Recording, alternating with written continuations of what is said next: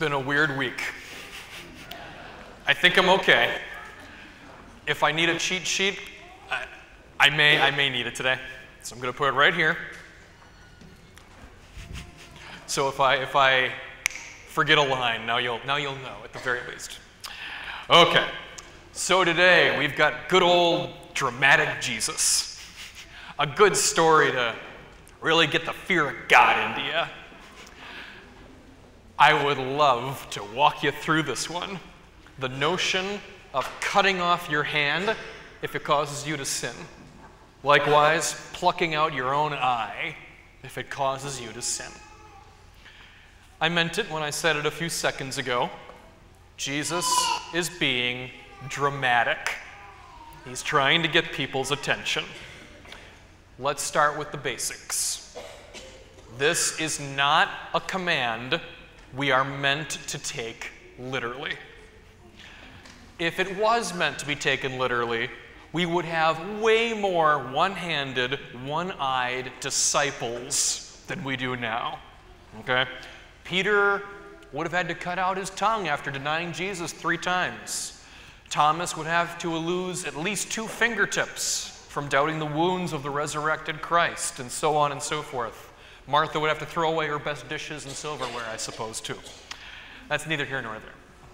But any joking aside, the disciples did not take this literally. Therefore, we don't need to take it literally either. Here's what Jesus is really trying to get across. We need to cut things from our lives from time to time when those things are no longer good for us. And when that time comes, we almost always hesitate because we're afraid of letting things go. Even when it's time, we hesitate.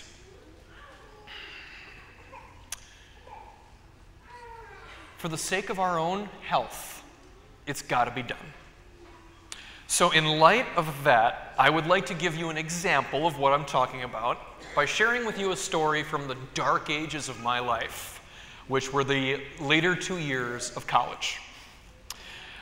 During this time, I dated a girl for a spring semester and technically the following summer. It was a long-distance thing, so it depends on your definition, I suppose.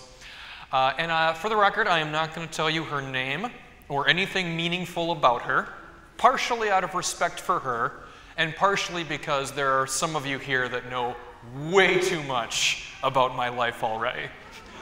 Specifically the 6th graders and the 7th graders at the school.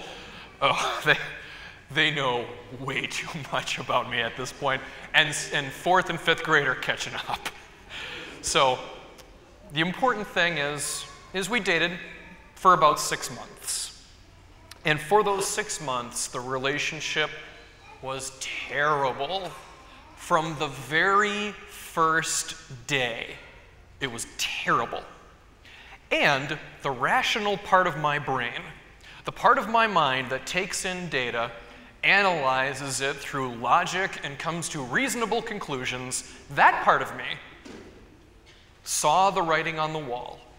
That was the part of me that knew that this was doomed from the very beginning, and that I needed to do something about it, to end it properly. Unfortunately, the other part of me, the emotional part of me, won out on that little battle, and I stubbornly tried to keep that relationship alive through any means necessary. I unfortunately don't have the words to explain to you how that happened in my head. Just know that I made my decision, and I refused to cut off the hand that was causing me to sin. And as a direct result of that decision, I was absolutely miserable. I mean, it was exactly what Jesus was talking about in the gospel today.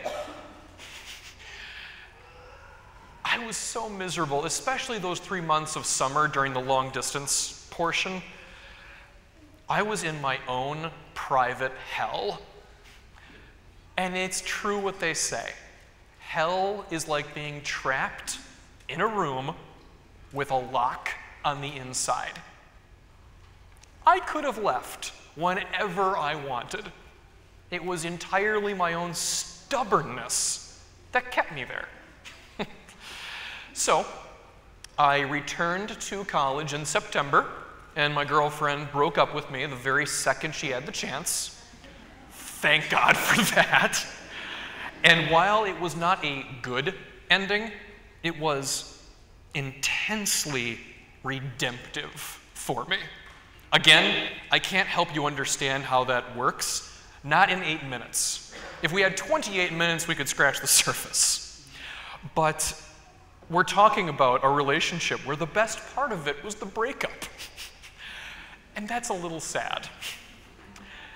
And I'm not sharing all this as if this person was a terrible, terrible influence in my life dragging me down. Absolutely not. She was a good person. She is still a good person. The problem was we were bad for each other. I was an I causing her to sin, and she plucked me out. She was a hand causing me to sin, and I should have had the courage to cut it off. And for the record, she is still in Wisconsin. We don't see each other terribly often, but every so often we do, and we are able to coexist as friends and equals the way it's supposed to be. Now, with that story in mind, I'm hoping that you kind of have a better idea of what Jesus is trying to do here. He's trying to get people jostled into asking the hard questions. Cut off my own hand? I couldn't possibly do that. I need my right hand. How could I possibly give up alcohol? I need it. I will literally die if I don't have my double whiskey old-fashioned sweet tonight. And I can hear Jesus' response in my head. No, you will not literally die. It feels like it because you've had a drink every night for 10 years, and you've forgotten what it's like to live without it. And it's slowly killing you. Cut off your whiskey cup hand, I blanked on the term, and leave it behind. But Jesus, how could I possibly leave my high-income, high-stress job? My family has bills to pay, we'll be on the street in 2 weeks. No, you will not be. You may have gotten accustomed to your level of income, but you've also got accustomed to being treated like garbage by your boss and your coworkers, and you need a change more than you need the money. I could go on with these examples. I assure you the list is quite endless. But in all cases, the point is the same. Change is scary, even when it's necessary, because we don't like letting go of things, even if they're unhealthy things. We feel like if we leave this thing behind, our world will crash around us. And brothers and sisters, that does not happen as often as we think it does. So perhaps I will end with a quote from life's little instruction booklet. Relax. With the exception of rare life or death situations, nothing is as bad as it first seems.